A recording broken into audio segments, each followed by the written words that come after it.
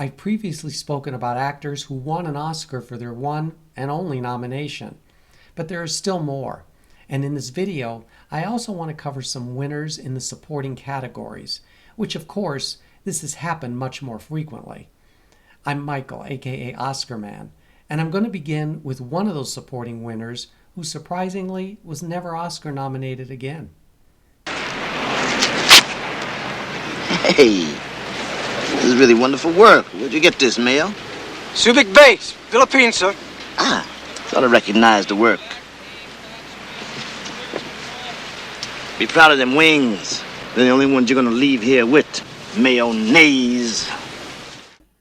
Film appearance number 13 was the lucky one for Louis Gossett Jr. He won his Best Supporting Actor Oscar as the no-nonsense drill sergeant who turns Richard Gere into an officer and a gentleman in the widely praised 1982 drama. Hey, Mayo, why don't we quit this little charade of yours over a couple of beers or PJs? Come on, man, you're about as close to being office material as me. Sir, this candidate believes it would make a good officer. No way, Mayo, no way. You don't give a shit about anybody but yourself. And every one of your classmates knows it. You think they trust you behind the controls of a plane that they'd have to fly in? Though Louis Gossett Jr.'s film career following his Oscar win was a mixed bag that included Jaws 3D, but also a strong turn in the 2023 musical version of The Color Purple, the actor gave a memorable Emmy-winning performance in the television miniseries Roots. Though I don't have a particular performance in mind for which Gossett could have received another nomination, maybe you can help with a recommendation or two. Louis Gossett Jr. died in 2024 at the age of 87. There's only so much a woman can do, and no more. I speak from personal experience with you.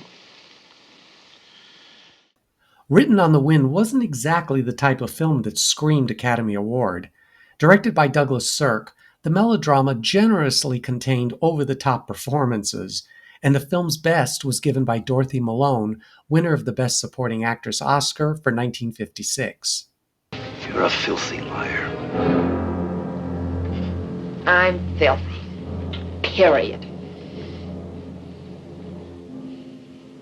But you don't have to take my word for anything. Just try keeping your head clear and your eyes open.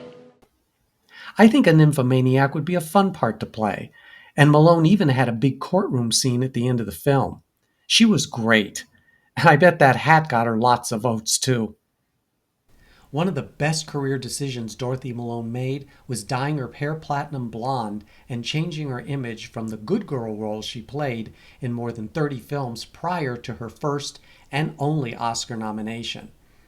I don't think the Academy Award helped Malone gain good roles, and she mainly worked in television throughout the 1960s and 70s. The actress occasionally appeared in a feature film, her final one being 1992's Basic Instinct. Dorothy Malone died in 2018 at the age of 93, and she was conspicuously absent during the In Memoriam segment at that year's Oscar ceremony. Simple, almost comic. Just a pulse. Bassoons, basset horns. Like a rusty squeeze box. And then, suddenly, high above it, an oboe. Though I'm trying to stick with actors who are no longer with us, it does appear, at least right now, that F. Murray Abraham may not receive a second nomination. Honored for his performance in 1984's Best Picture winner Amadeus, Abraham has appeared in more than 50 films following his Oscar win, but I'm not sure any of them have measured up to the actor's substantial talent. Originals? Yes, sir. He doesn't make copies.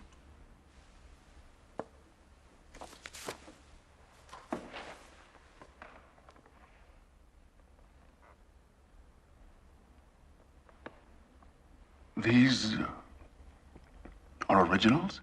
I hope F. Murray Abraham proves me wrong and finds the right role in which he can at least become a two-time Oscar nominee. Again, While he has certainly demonstrated his skills in numerous film, television, and theater works, and though Abraham is likely thought of as a character actor rather than a leading man, there's no reason why he hasn't landed a film with a scene-stealing supporting role. Why do you think F. Murray Abraham has only one Oscar nomination to his credit? Everybody loved Joey. The little kids to the old rummies. Did you know him very well? Well, you know, he got around. What did that man mean just now? Don't pay no attention to him. He's drunk, he's falling down, everything. Winning an Oscar on your first try is definitely impressive, but it can also be a curse. Eva Marie Saint won Best Supporting Actress for her role as Edie in 1954's Best Picture winner, On the Waterfront. Father, my brother is dead, and you talk about time and faith. My brother was the best kid in the neighborhood, and everybody said so. Listen, I'm in the church if you need me. You're in the church if I need you. Did you ever hear of a saint hiding in a church? I want to know who killed my brother! The actress didn't suffer from the dreaded Oscar curse immediately after her Oscar win, appearing in such hit films as North by Northwest, A Hatful of Rain, and Exodus. As of the moment I'm creating this video, Eva Marie Saint is the oldest living Oscar-winning actor. She is 100 years old, and she last appeared on the Oscar stage as a presenter in the 2018 ceremony. Eva Marie Saint has 2 stars on the Hollywood Walk of Fame, one for film, the other for television. Were any of her post-Oscar performances worthy of a second nomination? There was no Eddie, no pilot. You've never been married. That was not only a lie, it was an insult to dead heroes and the women who loved them. San Francisco has no Schubert Theater. You've never been to San Francisco. That was a stupid lie. All About Eve was the first film to receive a then record 14 nominations. It won 6, including Best Picture. And of its 5 nominated cast members, only George Sanders won Best Supporting Actor for his blistering performance as theater critic Addison DeWitt. Maybe somebody's name is Butler. You have a point. An idiotic one, but a point. I don't want to make trouble. All I want is a drink. Leave it to me. I'll get you one. Thank you, Mr. Fabian. Well done. I can see your career rising in the east like the sun. There is little on George Sanders' filmography to suggest that his future work provided him with the opportunity to receive a second Oscar nomination. Towards the end of his career, the actor accepted roles in the horror genre, co-starring in such films as The Body Stealers, Endless Night, and Psychomania. George Sanders is another actor who has 2 stars on the Hollywood Walk of Fame for his work in films. He died from a suicidal drug overdose in 1972 at the age of 65. This is a great pleasure, madame.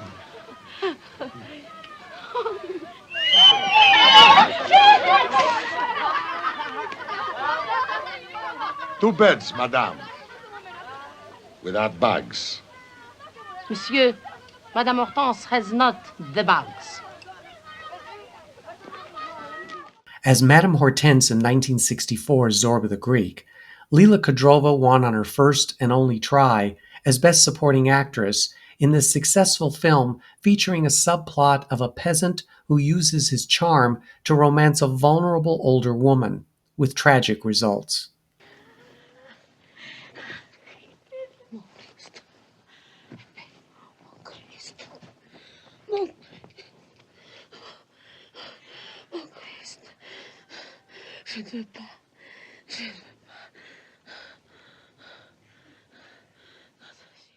Lila Kedrova, an actress of Russian-French descent, got the part of Madame Hortense after Oscar winner Simone Signoret dropped out. There's nothing the Academy loves more than a big death scene, and Kedrova took it all the way to the Oscar stage. And though the actress didn't really appear in other films that might have brought her a second nomination, Lila Kedrova reprised her role as Madame Hortense in the revival of the Broadway musical version of Zorba the Greek, where she won a Tony Award. Lila Kedrova died in 2000 at the age of 90. Suddenly I'm above the ordinary. I'm competent, supremely competent. I'm walking a tightrope over Niagara Falls. I'm one of the great ones. I'm Michelangelo molding the beard of Moses. I'm Van Gogh painting pure sunlight. I'm Horowitz playing the Emperor Concerto. I'm John Barrymore before the movies got him by the throat. The Lost Weekend was one of the first major Hollywood movies to have alcoholism as its theme. The film won Best Picture of 1945, as did its leading man, Ray Milland. Don's a little tight. Most people drink a little. A lot of them get tight once in a while. Sure, the lucky ones who can take it or leave it. But then there are the ones who can't take it and can't leave it either. What I'm trying to say is I'm not a drinker. I'm a drunk. Based on a 1944 novel, The Lost Weekend was a critical and commercial success. After Jose Ferrer turned down the lead, writer-director Billy Wilder offered it to Ray Milland, who doubted his ability to work on a film which he believed required, quote, serious acting. Milland undertook personal research into the effects of alcoholism, and the intensity of the project took a toll on the actor and his marriage. Impactful for its time, The Lost Weekend isn't looked upon with the same reverence by contemporary audiences, who feel the film's overly dramatic approach is dated. As for Ray Milland, the actor worked steadily in films for the next 40 years, including films such as Dial M for Murder and Love Story. However, nothing brought him a second nomination. Milland once said that The Lost Weekend was the only part he was proud of. He died in 1986 at the age of 79. Act like men. Don't you think you'll die soon enough? Swallow your tongue, woman, and choke yourself. Silence! What use is courage if you have no head? El Sordo has both. He'll understand. Was he coming with the horses when they found him? Greek actress Katina Paxinou was another Best Supporting Actress winner who earned an Oscar for her first film. In 1943's For Whom the Bell Tolls, Paxinou played Pilar, the earthy and strong peasant who commands the allegiance of guerrilla fighters during the Spanish Civil War. Katina Paxinou benefited from playing a scene-stealing role in the nearly 3-hour film adaptation of the Ernest Hemingway novel. In addition to the Oscar, Paxinou also became the first Golden Globe winner as Best Supporting Actress. She failed to secure a second nomination for her performance in Morning Becomes Electra, and only appeared in a handful of films thereafter. One of the founding members of the National Theatre of Greece, Katina Paxinou succumbed to cancer in 1973 at the age of 72. I'm going to ask you to listen with your hearts. Dwight Winthrop knew that from the cradle on, through all her years, the Barrymore dynasty brought Oscars for 2 of its famous siblings, including Lionel Barrymore, winner of Best Actor as an alcoholic lawyer in 1931's A Free Soul. there's only one breast that you can surely pin the responsibility of this crime on. Only one. Stephen Ash is guilty and nobody else. Stephen Ash. Your Honor,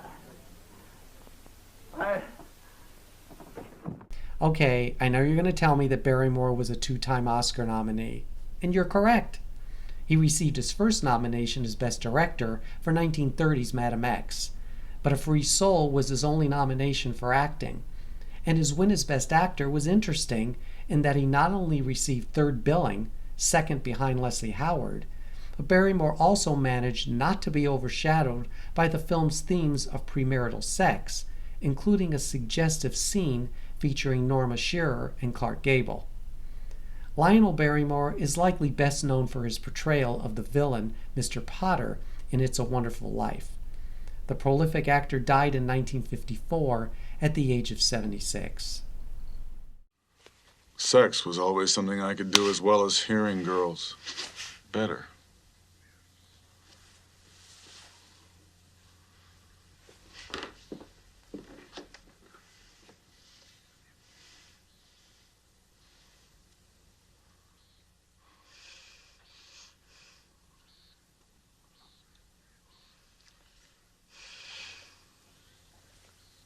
At first, I let them have me because they wanted to. Is it premature to include Marlee Matlin? The winner of Best Actress for her debut film, 1986's Children of a Lesser God, Matlin remains to date the youngest actress to win in the category. Everyone's always told me who I am, and I let them. She wants, she thinks. And most of the time they were wrong. They had no idea what I said, wanted, thought. So was Marlee Matlin's win a fluke, or has she just not had the opportunities to become, as yet, a multi-Oscar nominee? She came close with 2021's Best Picture winner Coda, when her name was mentioned as a contender for Best Supporting Actress. Marlee Matlin has worked extensively in television, earning 4 Emmy nominations so far. But I wonder if projects like Children of a Lesser God will come her way again. At the age of 59, Matlin has years ahead of her to land a great film role. What do you think? Here are a few others whose post-Oscar careers didn't bring them another nomination. If she was here, I'd probably be just as crazy now as I was then in about 5 minutes. Isn't that ridiculous? Best Supporting Actor Ben Johnson's performance as Sam the Lion in 1971's The Last Picture Show remains my favorite win in the category. Now you boys can get on out of here. I don't want to have no more to do with you. Scaring a poor unfortunate creature like Billy just so as you could have a few laughs. I've been around that trashy behavior all my life. I'm getting tired of putting up with it.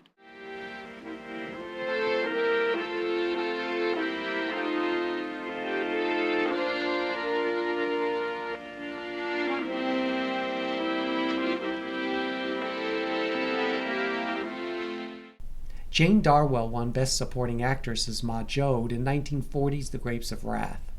After her win, the actress reported to the unemployment office. I ain't never gonna be scared no more. I was, though. For a while, it looked as though we was beat. Good and beat. Looked like we didn't have nobody in the whole wide world but enemies. Like nobody was friendly no more. Made me feel kind of bad and scared, too. Like we was lost and nobody cared. Happy Easter, sugar.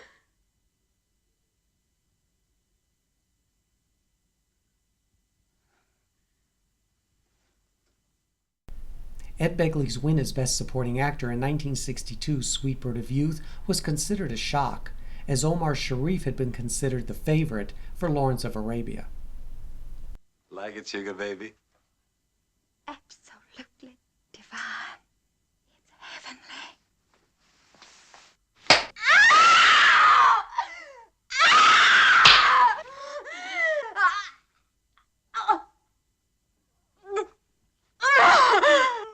That's better. Now, you go downstairs to the ladies' room.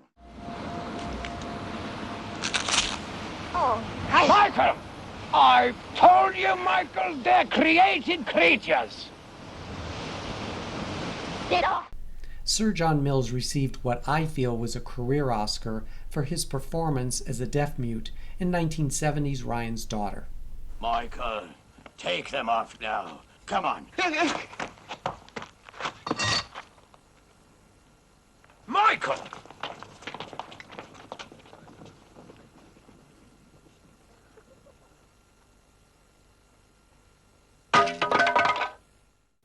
An actor who repeated his Tony-winning role in an iconic film, which brought him an Oscar for his only nomination, is coming up. But first, allow me to express my gratitude to you for spending this time with me. Whether this is your first visit to the channel or you are a regular of our community, I appreciate your viewership. After I conclude the video with a message to all of you, will you please click on the like button? And if you want to join us for weekly videos and fun daily polls, be sure and become a subscriber. Heidi, Christina, Mausi, Helga. Despite facing competition from no less than 3 actors from The Godfather, Joel Grey won the Academy Award as Best Supporting Actor for 1972's Cabaret. If you could see us through my eyes, I guarantee you would fall like I did.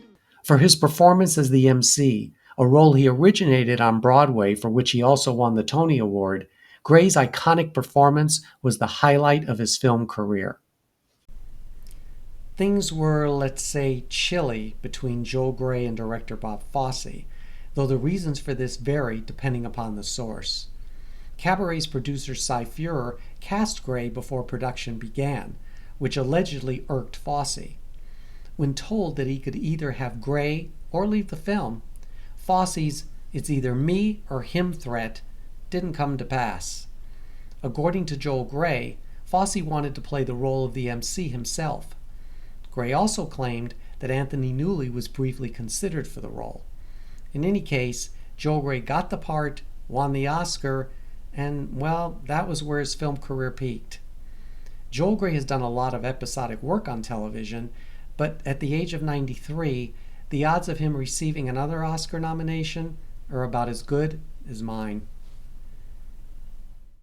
Did some of the actors mentioned in this video give another Oscar nomination-worthy performance that the Academy missed? Oh, and be sure and check the other videos I did on this subject in case you think I missed anyone. And until we meet again, this Oscar winner's parting words echo mine to you. And I just want to thank all of you. I love you.